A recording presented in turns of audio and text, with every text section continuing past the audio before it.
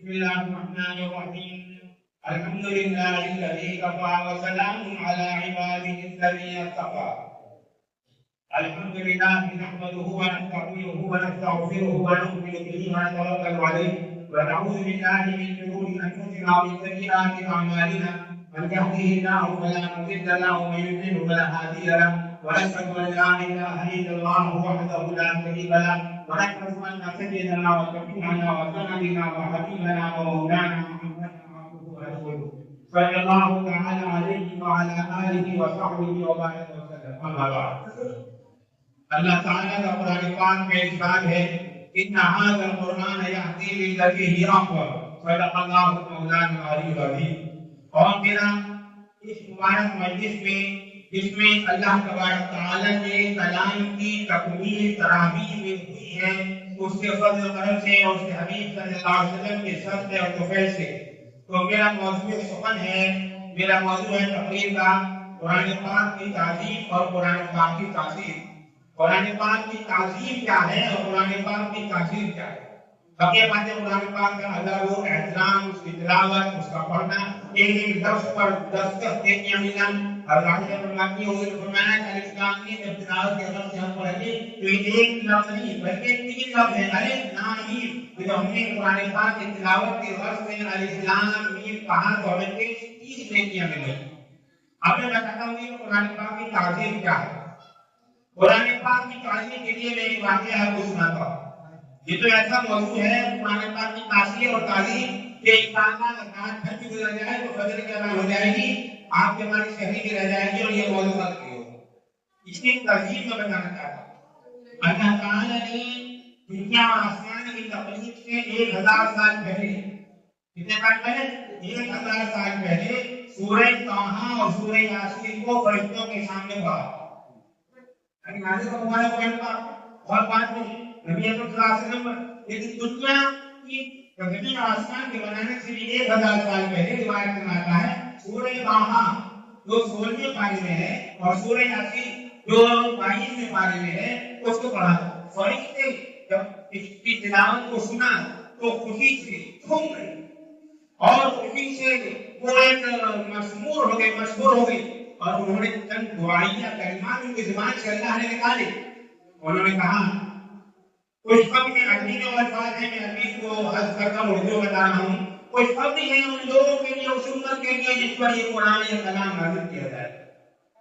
کچھ قبل ہیں ان سینوں کے لیے، ان لوگوں کے لیے جو ان علوم کے حاملین ہوں گے جیسے حفاظ کرام اور قرآن پاک کے علوم کو حاصل کرنے والے.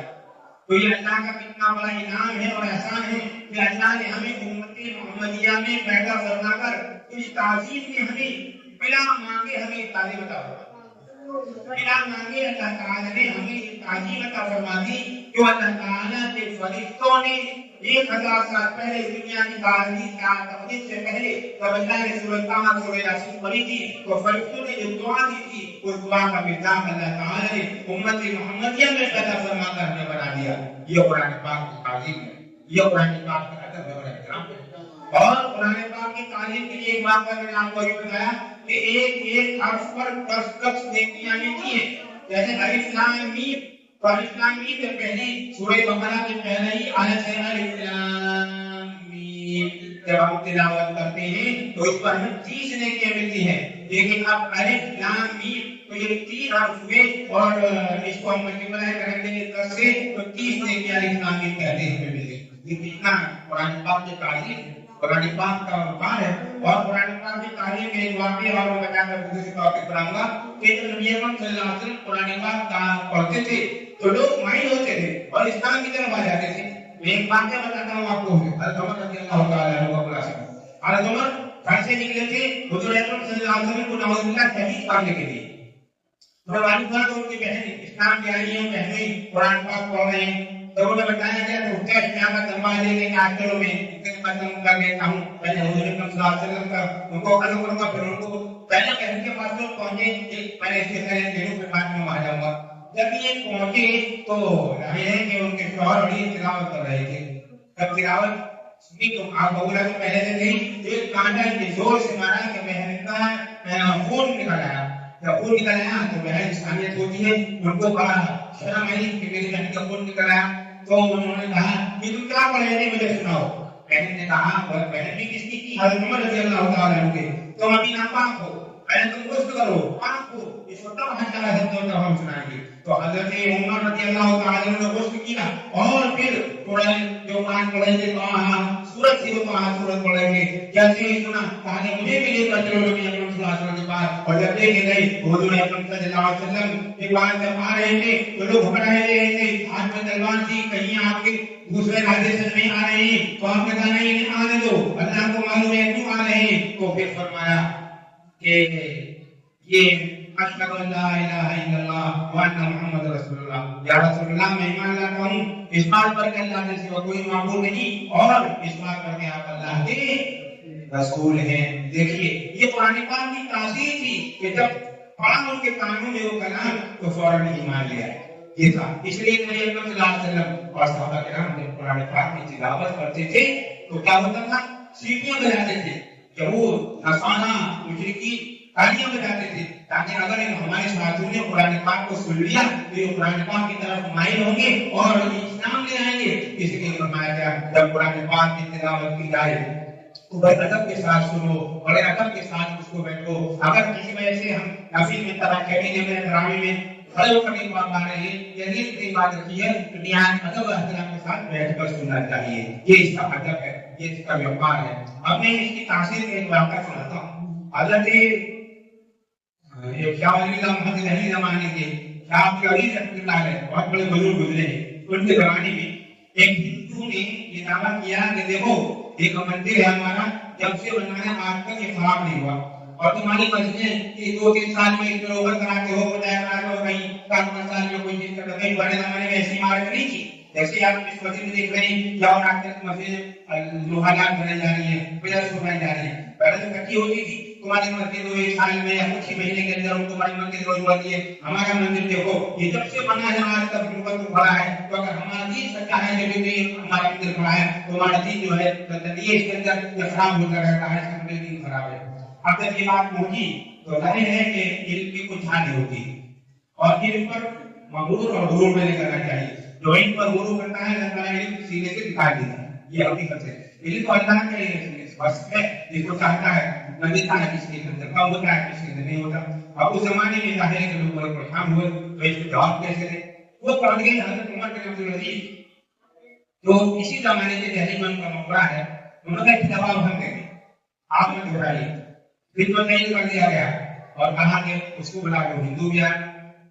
اس نے کہا ٹھیک ہے آپ کا جواب دیں گے. کچھ نہیں، پہلے اس ہندو کو بلاؤ، اس مندر کے پاس ہی بیٹھ کر مندر کے سامنے میں جواب دوں. مسئلہ جواب نہیں ہوا. میں مندر کے پاس رہوں گا، مندر کے اندر بھی داخل ہوں گا، مندر کے اندر بیٹھ کر یا کھڑے ہو کر جیسا اللہ تعالیٰ نے آیا تھا جواب دوں گا. ہندو نے بات مان لی، پنڈت نے بات مان لی. چلے چلنے کے بعد جب وہ چلے سونا ہوگا تو انہوں نے کہا کہ سونا اعوذ باللہ من الشیطان الرجیم پڑھنے کے بعد پھر یہ والی آیت مبارکہ تلاوت فرمائی اعوذ باللہ من الشیطان الرجیم. اور جب تلاوت کرتے تھے تو مندر کی دیواروں کی طرف یوں اشارہ کرتے جاتے تھے. یہ بات کیسے پڑھی؟ اعوذ باللہ من الشیطان الرجیم بسم اللہ الرحمن الرحیم لو انزلنا هذا القرآن على جبل لرأيته خاشعا متصدعا من خشية الله وتلك الأمثال نضربها للناس لعلهم يتفكرون. اور یہ پڑھتے پڑھتے جب وہ مسجد کی دیوار کی طرف اس کے والوں کی طرف اشارہ کرتے تو جیسے وہ ہاتھ کرتے اور اصرار کرتے وہ گرنے لگتے. اس کے ہاتھ جوڑ لیے سلام وغیرہ بس بتا کر سہنیے میں نماز دیا بتائیے وجہ کیا ہے. انہوں نے کہا بتاؤں سے یہ ہے یہ قرآن پاک یہ یونی ہے. یہ اللہ تعالیٰ نے بیان فرمایا کہ لو انزلنا هذا القرآن على جبل لرأيته خاشعا متصدعا.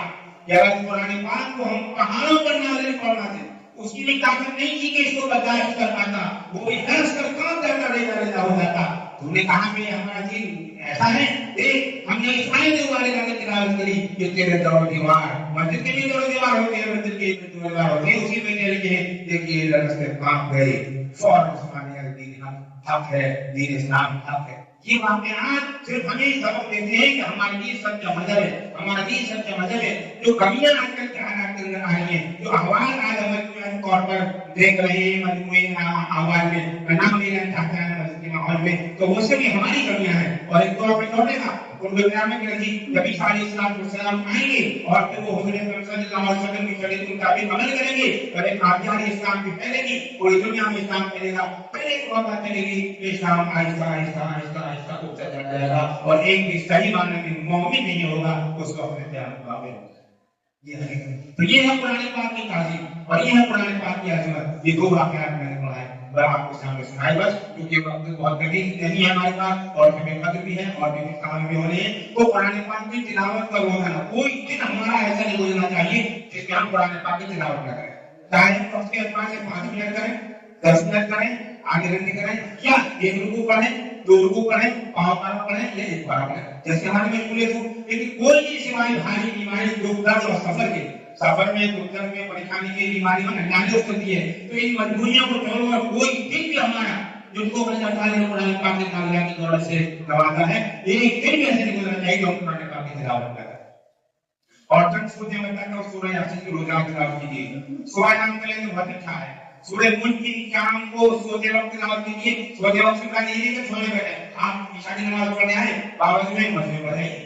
مغرب کے بعد عشاء کے بعد سورہ واقعہ کی تلاوت پڑھیں گے، کبھی بھوکا نہیں مارے گا اللہ تعالیٰ. سورہ ملک کم سے عذاب نہیں ہونے دے رہا. سورہ یاسین مانتے وقت عالم رضا کی کیفیت سے نبی اکرم صلی اللہ علیہ وسلم گزرنا پڑا تو ہمارا پوجا ہے تو عالم رضا کی کیفیت میں اللہ تعالیٰ آسانی پیدا فرمائے گا. صبح میں ہم نے پڑھی تو شام تک کے کام ہمارے اللہ کی رحمت کے ساتھ میں رہیں گے. اثر کے بعد مغرب کے بعد یہ مغرب سے پہلے پڑھی تو رات بھر سے ہمارے تمام کام اللہ اپنی حفظ و امان میں لے لیتا ہے. یہ چند صورتیں ہیں ان کو ہمیں پڑھنا چاہیے. یہ قرآن پاک کا عظمت ہے. اور جو قرآن پاک اپنے بچوں کو نہیں پڑھائیں گے بھی بڑے بڑے لوگوں میں جنہوں نے پڑھا ہے تو کوئی مایوس ہونے کی ضرورت نہیں ہے. شیخ سعدی رحمۃ اللہ علیہ نے 40 سال کی عمر میں لکھنا پڑھنا سیکھنا شروع کیا تھا اور اتنے بڑے بزرگ ہوئے کہ گلستہ اور گلستہ ان کی فارسی کی جو کتابیں جو آج مولوی کے اردو پڑھی جاتی ہیں.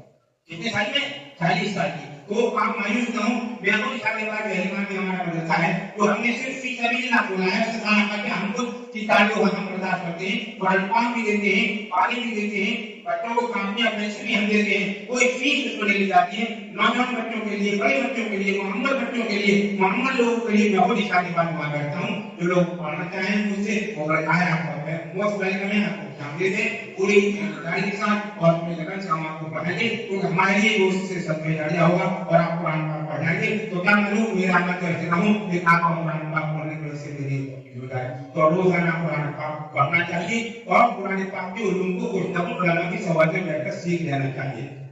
انشاءاللہ ایک سال ہمارا درس قرآن کا سلسلہ بن رہا بہت سے ہمارے ساتھ سے. عید کے فوراً بعد انشاءاللہ درس قرآن کا سلسلہ شروع کر دیا جائے گا اور یہ فجر کے فوراً بعد آخری فجر ہوتی ہے.